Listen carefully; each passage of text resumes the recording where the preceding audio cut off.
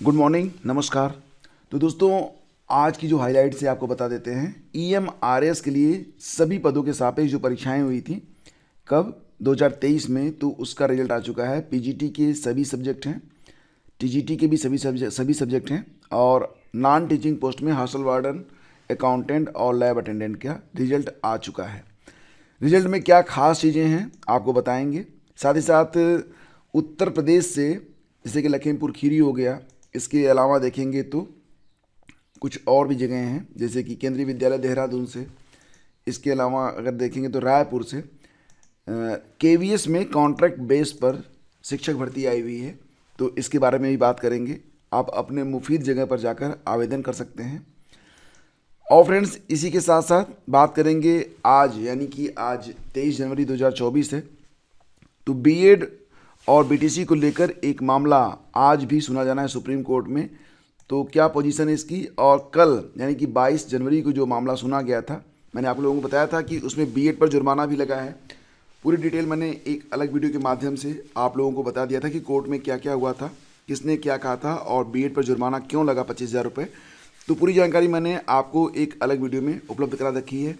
आप लोग प्लेलिस्ट में जाकर देख सकते हैं, या फिर डायरेक्ट लिंक वीडियो के डिस्क्रिप्शन में आपको मिल जाएगा। इसके बाद फ्रेंड्स बात करेंगे कि उत्तर प्रदेश राज्य सड़क परिवहन निगम की ओर से भर्ती आई हुई है, तो इसके बारे में बात करेंगे। सबसे पहले देख लेते हैं कि ईएमआरएस के लिए जो परिणाम है जारी कर दिए गए हैं।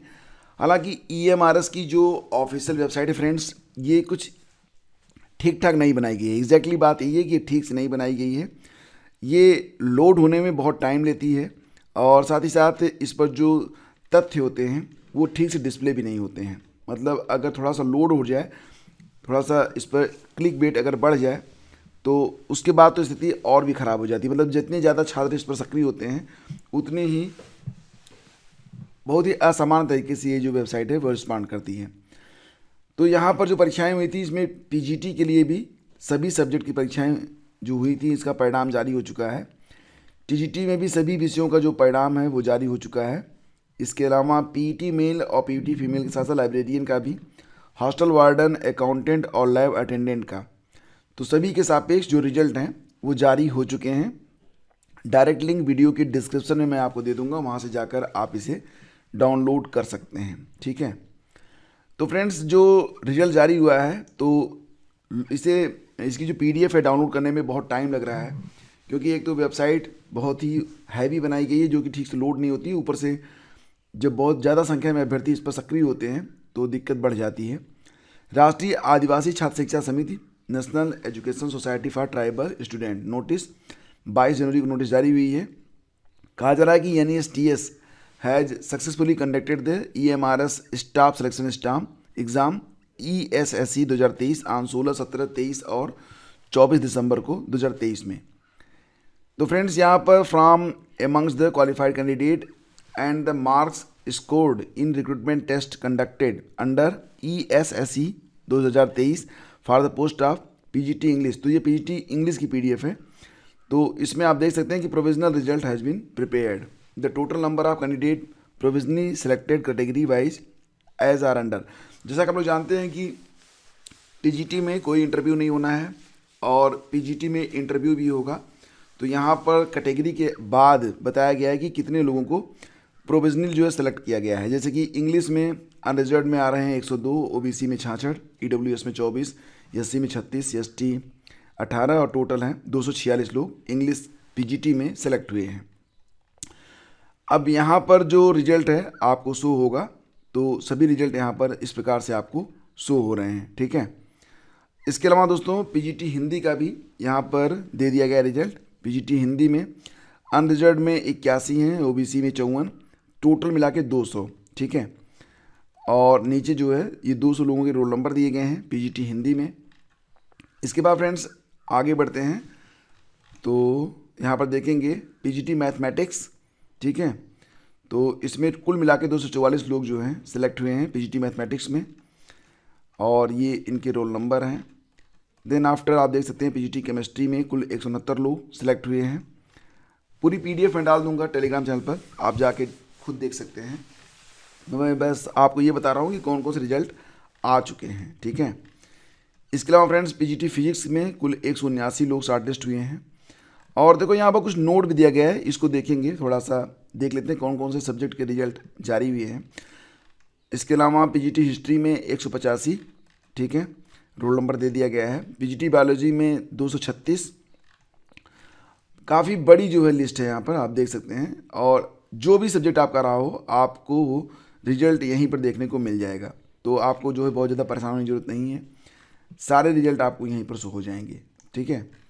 और यहाँ पर कुछ इंस्ट्रक्शंस भी दिए गए हैं। वो इंस्ट्रक्शंस क्या हैं, जैसे कि roll number of provisionally select shortlisted candidate are attached with the notice and candidate selected in list will not have any right to claim the appointment if found in eligible at any stage of recruitment. तो जो roll number नीचे दिए गए हैं, ऐसा नहीं कि वो फाइनली सिलेक्टेड हैं, अभी उनकी जो एलिजिबिलिटी है वो चेक की जाएगी। मतलब आपका डीवी होगा, डॉक्यूमेंट वेरिफिकेशन होगा, इंटरव्यू होगा, उसके बाद आपकी जो प्रक्रिया है वो आगे बढ़ेगी। The candidate will be required to produce the original certificate in support of their eligibility reservation claims. तो अभी जो अभ्यर्थी यहाँ पर रिजर्वेशन के बारे में बात कर रहे हैं, तो SC ST OBC EWS वगैरह, तो उनको जो है सपोर्ट में अपना क्वालिफिकेशन और कैटेगरी सपोर्ट में जो DV है करवानी पड़ेगी। The above shortlisted candidate shall be notified shortly about the date time and venue of document verification. तो DV के लिए जो डेट्स होंगी वो बाद में आपको बहुत जल्द बता दी जाएंगी, और पूरी लिस्ट यहाँ पर आपको उपलब्ध करवा दी गई है। तो आप इस प्रकार से देख सकते हैं। इसके अलावा फ्रेंड्स देखेंगे तो जो नोटिस जारी हुई है, ये नॉन टीचिंग पोस्ट के लिए है, हॉस्टल वार्डन वाला। तो हॉस्टल वार्डन मेल में कुल 335 लोग यहाँ पर सेलेक्ट हुए हैं प्रोविजनली, और वहीं पर ये पूरा नाम आपको दे दिया गया है, मतलब नाम मतलब रोल नंबर आपको यहाँ पर उपलब्ध करवाया गया है हॉस्टल वार्डन मेल के लिए। हॉस्टल वार्डन फीमेल के लिए भी यहाँ पर आप देख सकते हैं कुल 334 लोगों को प्रोविजनली सेलेक्ट किया गया है, रोल नंबर नीचे दे दिया गया है, ठीक है।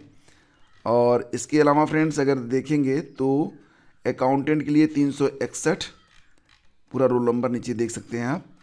और फिर मैंने आप लोगों को बताया था ना, लैब अटेंडेंट का भी था, तो 373 लोगों को यहाँ पर प्रोविजनली शॉर्टलिस्ट किया गया है।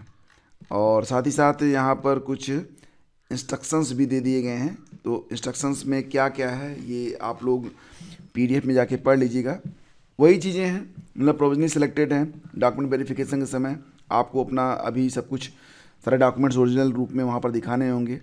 इसके बाद जो है फाइनल लिस्ट जो है वो जारी की जाएगी। तो यही मतलब यहाँ पर कहना है। PGT वाली जो लिस्ट है ये ठीक से जारी मतलब निकल नहीं पा रही है, क्योंकि बहुत ही ओवरलोड है। फ़िलहाल आप लोग खुद वेबसाइट पे जाकर ट्राई कर लीजिएगा, ठीक है।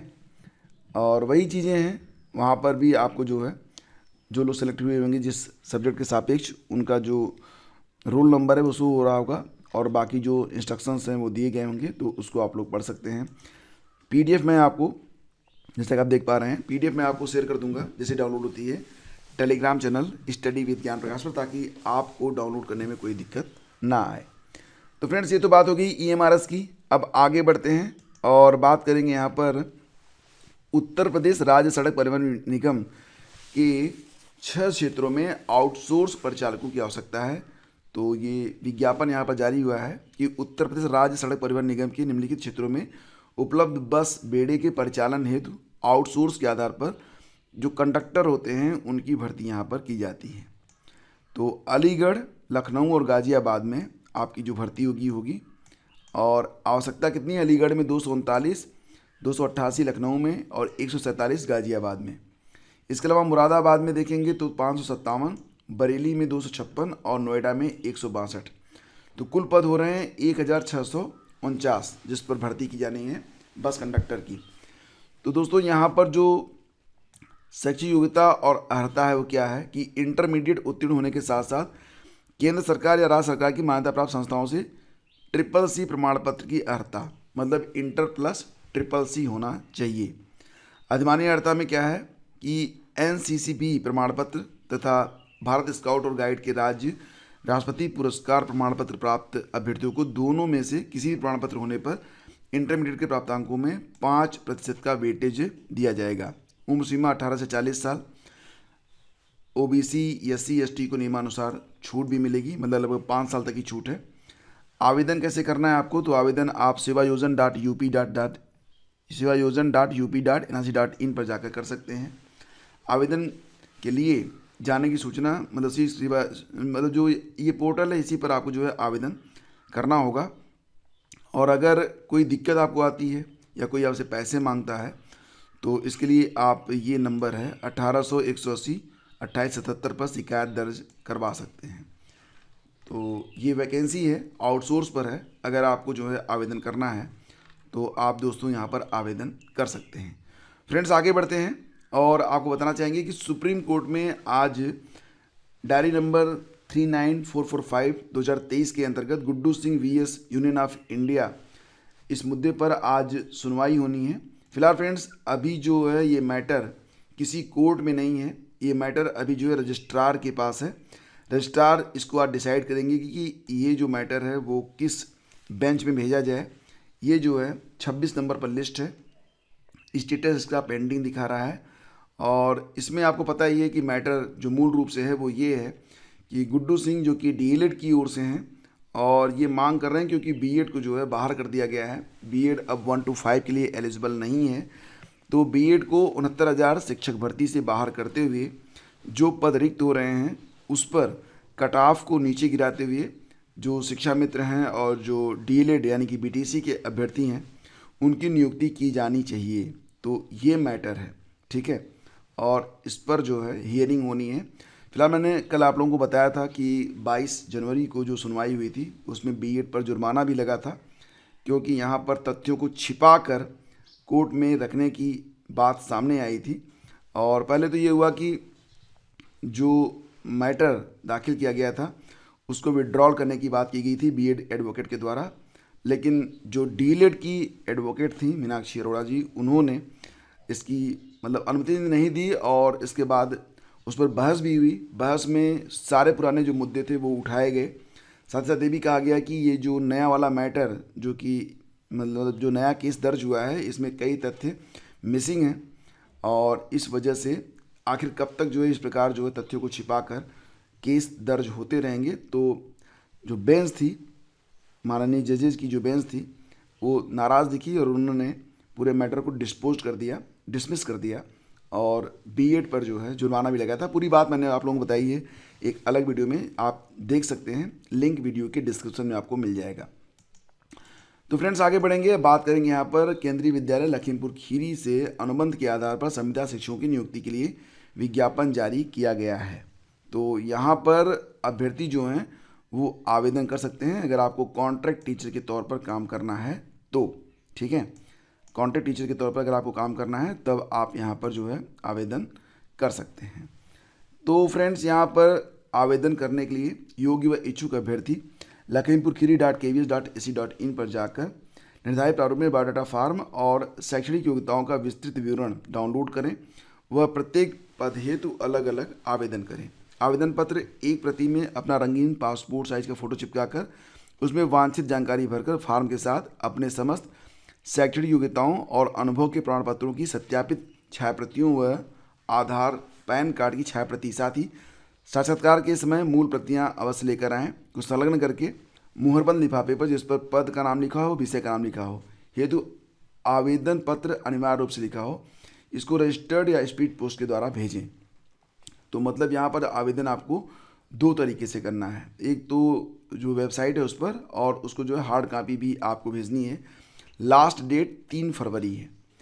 तो ये जो जानकारी है आपके सूचनार्थ है।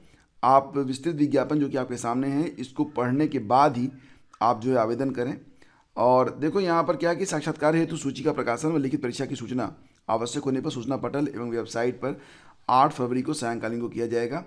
साक्षात्कार की तिथियों का विवरण भी दे दिया गया है। जो अभ्यर्थी CBSE द्वारा आयोजित CTET परीक्षा उत्तीर्ण नहीं है वो PRT और TGT के लिए आवेदन नहीं करें तथा समस्त योग्यता और प्रमाण पत्रों की वैधता अवधि दिनांक 3 फरवरी के पूर्व की होनी चाहिए। तो इंटरव्यू जो है ये 12 फरवरी और 13 फरवरी को करवाए जाएंगे। 12 फरवरी को TGT all post education counsellor, nurse female और कंप्यूटर इंस्ट्रक्टर के लिए हैं। 13 को PGT all post PRT yoga instructor और स्पेशल एजुकेटर के लिए जो इंटरव्यू होगा वो होगा। बाकी जो नीचे है आप देख सकते हैं, जैसे कि जो स्नातकोत्तर पीजीटी में होंगे तो उनको 27,500 रुपये मानदेय मिलेगा प्रति माह, और पीजीटी कंप्यूटर साइंस में 27,250 रुपये मिलेगा, 250 रुपये कम। बाकी कंप्यूटर अनुदेशक को जो है 26,250 रुपये, और माध्यमिक में 26,000 और प्राइमरी में 21,250। टीजीटी में जो मानदेय मिलेगा वो 26,250 रुपये है। पीआरटी में 21,250 रुपये है। एजुकेशन काउंसलर को 25,000, नर्स फीमेल को 750, योगा इंस्ट्रक्टर को 21,000। तो इस प्रकार मतलब सैलरी आपको ठीक ठाक मिल रही है, ठीक है। तो आप आवेदन कर सकते हैं। यहाँ पर फॉर्म का प्रोफार्मा यहाँ पर दिया गया है। Those candidate are not qualified CTET, तो वो बिल्कुल आवेदन ना करें। यहाँ पर ये फॉर्म है, इसको भरकर आपको जो है बाय पोस्ट भी भेजना है, और साथ ही साथ जो ऑफिशियल वेबसाइट है उस पर भी आपको अपलोड करना है। देहरादून से भी केंद्रीय विद्यालय रायपुर देहरादून से भी यहाँ पर वैकेंसी आई हुई है, तो अभ्यर्थी जो इंटरेस्टेड हैं वो आवेदन कर सकते हैं। The last date for receipt of application form by email in the विद्यालय इज, ये है 1 फरवरी 2024। Candidate should note that application form will not be received in the विद्यालय बाई पोस्ट और एनी अदर मीन्स, ठीक है। तो बाई पोस्ट आपको नहीं भेजना है, आपको ईमेल से यहाँ पर आवेदन करना है रायपुर देहरादून में, ठीक है। Based on the applications received, the list of shortlisted candidate for interview along with date and time of interview will be displayed on the विद्यालय वेबसाइट। 7 फरवरी को जो है आपको पता चल जाएगा कि आप शॉर्टलिस्ट हुए हैं या नहीं हुए हैं। तो यहाँ पर हिंदी में भी और अंग्रेजी में भी। तो एसेंशियल क्वालिफिकेशंस भी दी गई है। PGT Hindi English political science, TGT Hindi English Sanskrit, computer instructor, yoga instructor, games coach, counsellor, nurse, music, तो सारे पद यहाँ पर दिए गए हैं। इसको आप देख सकते हैं। यहाँ पर एप्लीकेशन फॉर्म भी आपको दे दिया गया है ताकि आप समझ पाएँ कि किस प्रकार से आपको जो है यहाँ पर फॉर्म को सबमिट करना है, और बस यही चीज़ें यहाँ पर उपलब्ध करवाई गई हैं, ठीक है। तो अगर आप आवेदन करना चाहते हैं देहरादून में, तब आप इस पीडीएफ का भी अध्ययन कर लीजिएगा। लिंक वीडियो के डिस्क्रिप्शन में, और टेलीग्राम चैनल पर ये पीडीएफ ही मैं से आपको दे दूंगा, वहाँ से जाकर आप इसे। और इसके अलावा दोस्तों केंद्रीय विद्यालय क्रमांक 1 रायपुर छत्तीसगढ़ से भी वैकेंसी है। तो ये वैकेंसी भी केंद्रीय विद्यालय से ही है, और यहाँ पर भी आप देख पाएंगे कि 2024-25 में भर्ती है तो संरक्षित पैनल बनाने के लिए इंटरव्यू का आयोजन केंद्रीय विद्यालय में मतलब रायपुर परिसर में 24 जनवरी को होना है। तो आज 23 है, तो आज मुश्किल है। तो फिलहाल 2 चीज़ें आपके लिए यहाँ पर इंपॉर्टेंट हैं। और ये छत्तीसगढ़ वाला भी, जो लोग छत्तीसगढ़ के हैं तो वो लोग अभी भी इसको पढ़ लेंगे तो उनके काम आ जाएगा। अब यहाँ से मतलब यूपी से या फिर उत्तराखंड से या फिर बहुत दूर से तो कोई आएगा नहीं वहाँ पर, छत्तीसगढ़ वाले वहाँ पर जा सकते हैं। तो ये वैकेंसी छत्तीसगढ़ के लिए है, तो पीडीएफ में आपको शेयर कर दूंगा टेलीग्राम चैनल पर। तो फ्रेंड्स ये कुछ वैकेंसीज़ थी जिसके बारे में आपसे बातचीत करनी थी, और डेफिनेटली जो लोग सेलेक्ट हुए हैं मैं सभी के लिए यहाँ पर अपनी वेल विशेष शेयर करता हूँ, प्रेषित करता हूँ। और जो लोग सफल नहीं हुए हैं उनसे बस यही कहना चाहूँगा कि कमी बस एक जगह पे है कि आपका जो परिश्रम है वो सही दिशा में नहीं है। ऐसा नहीं है कि आप परिश्रम नहीं कर रहे हैं, आप परिश्रम कर रहे हैं लेकिन वो सही दिशा में नहीं है। दिशा को बदलिए, अपनी ऊर्जा को और अधिक फोकस करें। जो फालतू की चीज़ें हैं उसको हटा दीजिए। जीवन एक बार मिलता है और उसका पूरा सदुपयोग करें। अब संताप में जीवन बिताने से बेहतर है कि आप रास्ते की तलाश करें। यूपी बोर्ड की इंटर की प्रायोगिक परीक्षा के लिए जो प्रपत्र हैं भेज दिए गए हैं, ये जानकारी भी है। और 25 जनवरी से शुरू होगी पहले चरण की इंटरमीडिएट प्रायोगिक परीक्षा। 2 फरवरी से होने वाली दूसरे चरण की परीक्षा के लिए बाद में जो प्रमाण पत्र है वो भेजे जाएंगे। प्रमाण पत्र मतलब प्रपत्र। और प्रसिद्धि स्कूलों में अनुपस्थित छात्रों को घर बुलाने जाएंगे शिक्षक। तो यूपी में अब जो प्राइमरी स्कूल में बच्चे अनुपस्थित हैं उनको घर से बुला के पढ़ाया जाएगा। फरवरी से ये अभियान स्टार्ट किया जाएगा। और पीटी का रिजल्ट भी आने वाला है। फिलहाल दोस्तों ये एक बड़ी बात यहाँ पर ये भी है कि पिछले पीटी 2022 की एक भी परीक्षा कराए बगैर नए पीटी का परिणाम जारी करने की तैयारी चल रही है। तो ये भी बहुत बड़ी बात है यूपी SSSC के लिए। तो ये थी आज की news update. Thank you so much for watching the video. आप लोगों से एक सहयोग मांगूंगा वीडियो को लाइक और शेयर करने की। उम्मीद करता हूँ कि आप जरूर करेंगे। बहुत बहुत धन्यवाद।